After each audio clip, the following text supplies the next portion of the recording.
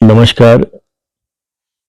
आज की इस प्रेस वार्ता में आप सभी का स्वागत है।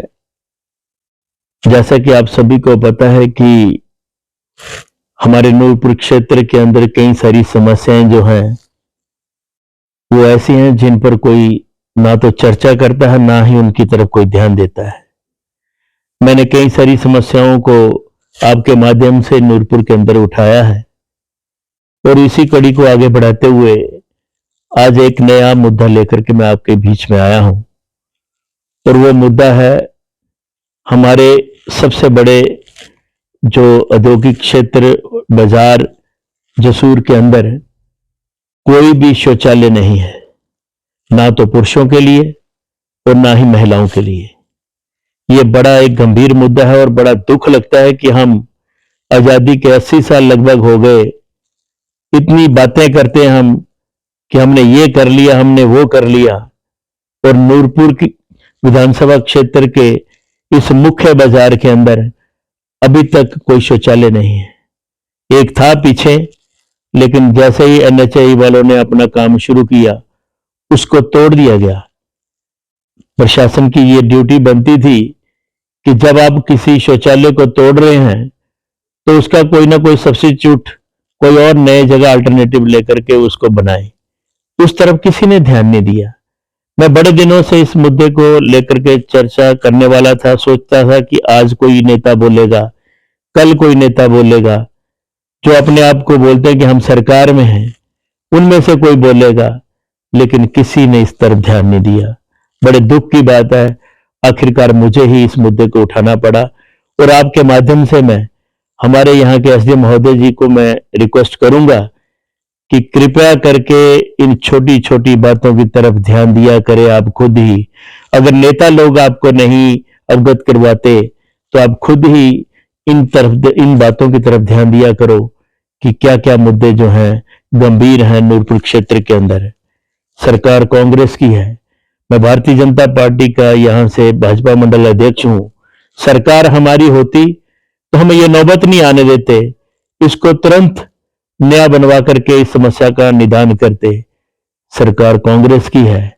जो कांग्रेसी भाई यहां पर बोलते हैं कि सरकार हमारी है, मैं उनसे रिक्वेस्ट करता हूं, कृपया करके इन बातों की तरफ ध्यान दिया करो। जब मैं इस तरह के मुद्दे उठाता हूं तो कुछ एक साथी मेरे सोशल मीडिया पर ये विजन उनका है और इसका जवाब वो दें तो अच्छा है।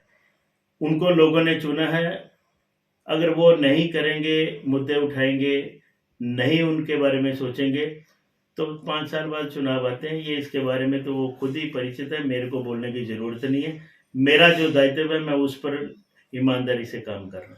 सर, इसमें काफी है, बड़े सारे मुद्दे हैं। अब दुख लगता है कि मैं बोलूंगा तो कई लोग ये बोलना शुरू हो गए हैं कि ये आपने चुनाव की तैयारी कर रहे हैं।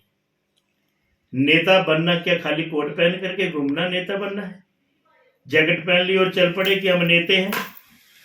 नेता बनाए जाते हैं लोगों के काम के लिए, और नेता का ये काम बनता है कि वो लोगों की समस्याओं का निदान करे। सभी को पता है कि माता शिशु हॉस्पिटल बंद है, कोई नहीं बोलता।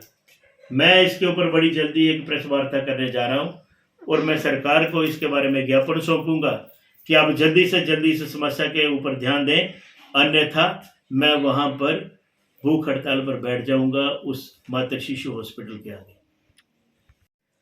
अनचाही बातें लिखते हैं कि इन्होंने ये मुद्दा उठाया, इन्होंने ये मुद्दा उठाया। अरे भाई, अगर आप सोए रहेंगे तो कोई ना कोई तो इन मुद्दों को उठाएगा। मैंने अक्सर देखा है कि कुछ लोग खाली राजनीति में अपनी प्रेजेंसी शो करना चाहते हैं, लेकिन लोगों की समस्याओं का हल नहीं करना चाहते हैं। हाँ, सर, एक पुल का मुद्दा था, आपने उठाया था, तो वो तो 15-20 मार्च को खुलने वाला, देरी हो गई उसमें। उस पर मैं एक ही बात बोलूंगा कि निशाना मैंने उस पर लगा दिया हुआ है, शिकार हो चुका है। चिंता करने की बात नहीं, आज नहीं तो कल, कल नहीं तो परसों पुल खुलेगा। मेरी बात एसडी महोदय जी से भी हुई है और उन्होंने मुझे बोला है कि मैं अभी छुट्टी पर हूँ, 1-2 दिन में मैं वापस अपने काम पर लौटूंगा। बसेस के लिए मैं तुरंत इसको खुलवा दूंगा और जैसे NHAI वालों ने बोला है कि बड़े व्हीकल के लिए 20 मार्च को हम चला देंगे, चलो इंतज़ार करेंगे। अभी आपने इस बात को छेड़ा है तो मैं आपको ये और बता दूं, इसके बारे में मैं अपने जो केंद्रीय मंत्री हैं श्री गडकरी जी, उनको एक पत्र लिखने जा रहा हूं। उस पत्र को लिखने का मेरा मकसद ये है कि काफ़ी समय से यहाँ पर मेरे को लगता है कि लंबे समय से NHAI के जो अधिकारी यहाँ पर कार्यरत हैं, उनका तबादला होना बड़ा ज़रूरी है। कहीं न कहीं मेरे को लगता है कोई गड़बड़ चाला यहाँ पर ज़रूर है। करोड़ों रुपए सरकार के खर्च हो गए, 1.5-2 साल से पुल बंद पड़ा है, एक पिलर की जो है वो रिपेयर नहीं हो पाई। मैं गडकरी जी से रिक्वेस्ट करूँगा, क्योंकि वो वहाँ पर हमारी सरकार है, उनसे रिक्वेस्ट करूँगा कि जो अधिकारी यहाँ पर लंबे समय से कार्यरत हैं, उनका तुरंत यहाँ से तबादला किया जाए। कोई नया अधिकारी यहाँ पर जो है वो नामज़द किया जाए, ताकि उनकी दक्षता में ये काम जो है वो शीघ्र अतिशीघ्र पूर्ण हो। सर, लोगों में एक चर्चा का विषय बना हो कि अगले जो विधानसभा चुनाव है उसमें आप भी टिकट का पक्ष लेने वाले हैं, अपने लिए विधानसभा की टिकट मांगने वाले हैं। ऐसे है, ना तो अभी विधानसभा के चुनाव होने जा रहे हैं और ना ही अभी इस पर कोई चर्चा करने का फ़ायदा है। चुनाव जो है पार्टी लड़ाती है और जनता लड़ाती है। जब चुनाव आएंगे तब जनता जिसको चाहेगी वो लीडर बनेगा। अब तो हमने जिनको भारी मतों से जिताया है, उनका विजन देखना, भी 3 साल है, उनका विजन देखो। सर, एक और मुद्दा है जो पठानकोट जोगिंदरनगर रेलवे लाइन है, चक्की पुल उसका भी टूटा हुआ है, लेकिन जसूर से लेकर जोगिंदरनगर तक चल रहा है, लेकिन अभी नूरपुर से ट्रेनें सारी बंद है। इसके बारे में आप क्या कहना चाहेंगे? विभिन्न हमारे जो संगठन हैं जिनको एक ही लाइफ लाइन है रेलवे, खास करके लुनसू, त्रिपल, ये मेघराजपुरा, इस क्षेत्र के जो लोग हैं अक्सर ये आवाज़ उठाते हैं। और एक बार मैंने देखा कि श्री शांता जी ने भी इस बात को उठाया था। मैं भी चाहूँगा कि इस रेल ट्रैक को जल्दी से जल्दी ठीक करके इसको चलाया जाए। चक्की के ऊपर जो रेलवे का ब्रिज है उसका काम तो बड़ी तेज़ी से चला हुआ है और वो कंप्लीट होने वाला है, और मुझे लगता है कि अगले कोई 4 महीने के अंदर वो जो चक्की रेलवे का जो ब्रिज है उसका काम पूरा हो जाएगा।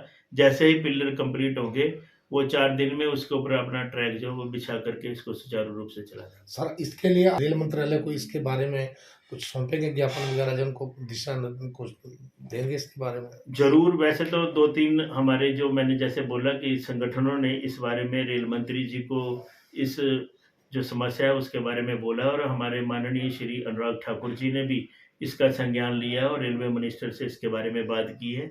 अभी परसों ही उनका बयान जो समाचार पत्रों में आया है कि जल्दी इस ट्रैक को सुचारू कर दिया जाएगा। भूषण ज्वेलर्स, अनमोल रिश्तों के लिए।